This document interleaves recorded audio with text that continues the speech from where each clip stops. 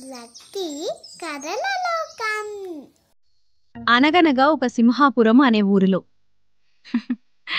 భార్గవ్, సరిత కొత్తగా పెళ్ళైన జంట. సరితకు అమ్మానాన్న లేరు. అందుకే భార్గవ్ ఆమెను చాలా ఇష్టంగా, చాలా ప్రేమగా చూసుకునేవాడు.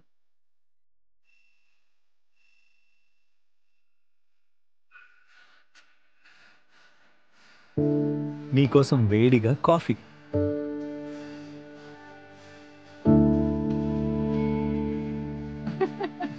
ఓ సీరియస్గా ఉంటే ఇంకా ఫన్నీగా కనిపిస్తారు. కానీ పెళ్ళైన కొద్ది రోజులకే భార్గవ్కు వేరే ఊరు ట్రాన్స్ఫర్ అవుతుంది. సరిత, తప్పదు, వెళ్ళాలి. అయితే నేను కూడా వస్తాను.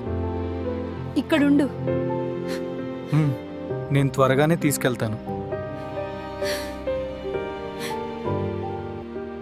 కాని తప్పనిసరి పరిస్థితి, భార్గవ్ వెళ్ళిపోతాడు.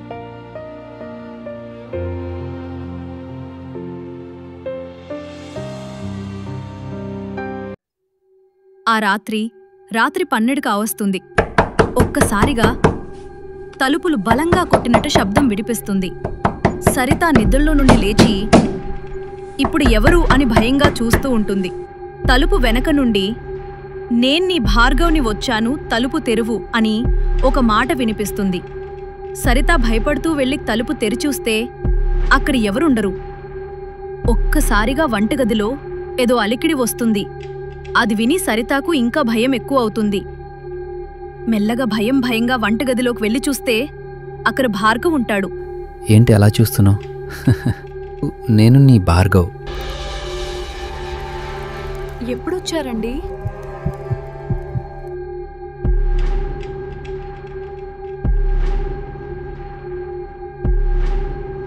అలా మాట్లాడుతుండగానే ఒక్కసారిగా భార్గవ్ రూపం సరిత ముందే మాయమైపోతుంది.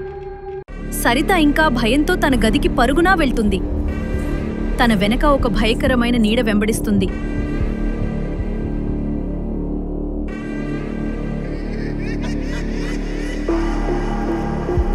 దాన్ని తప్పించుకుని తన గదిలోకి వెళ్ళిపోతుంది. ఆ గదిలో అంతా కూడా నిశ్శబ్దమయం అయిపోతుంది. ఏవో వింత ఆకారాలు గదిలో తిరుగుతూ ఉంటాయి. అది చూసి సరితకు చెమటలు పట్టేస్తాయి. ఒక్కసారిగా అద్దంలో తన రూపం భయంకరంగా కనిపిస్తూ నవ్వుతుంది. అది చూసి భయంతో బయటకు వెళ్లేందుకు తలుపుని లాగడానికి చూస్తుంది, కానీ అది రాదు. వెనక నుండి దెయ్యం వచ్చి సరిత అని పిలుస్తుంది. సరిత ఒక్కసారిగా తలుపు మెల్లగా తెరుచుకుని భార్గవ్ బ్యాగ్ ఒక్కసారిగా లోపలికొచ్చి సరిత ముందు ఆగుతుంది.